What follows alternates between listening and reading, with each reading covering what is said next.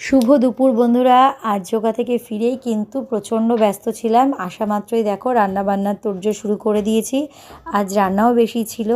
আজকে রান্না একটু বেশি করেছি এই জন্য, কেন আজকে কিন্তু মামুনি, বাপি আর মার জন্য কিন্তু কিছু একটু পাঠাবো বলেই সকাল থেকে এসেই যোগা থেকে ফিরেই কিন্তু রান্নাবান্নায় লেগে গেছি। রান্নাবান্না কমপ্লিট করে কিন্তু আমি অলরেডি স্নান করে রেডি হয়ে গিয়েছিলাম। হ্যাঁ, আমাকে আজকে স্কুলে যেতে হবে। আজকে বড় ছেলে স্কুলে খাতা দেখাবে। তো ছোট্ট মানুকে তো আমাকে বুঝিয়ে যেতেই হবে, কেননা ছোট্ট মানু তো ভীষণ কান্নাকাটি করবে। তো ওকে বুঝিয়ে সুঝিয়ে কিন্তু মামির কাছে রেখে গেছিলাম যাতে ওর কষ্ট না হয়। তো আমি কিন্তু এবার গাড়ি নিয়ে বেরিয়ে পড়েছি আমার স্কুলের উদ্দেশ্যে। তো স্কুলে দেখো আমি পৌঁছেও গেছি। অলরেডি তখন ফাঁকা ছিল, আমি আগে পৌঁছেছি। বান্ধবীদের সাথে তখনও দেখা হয়নি।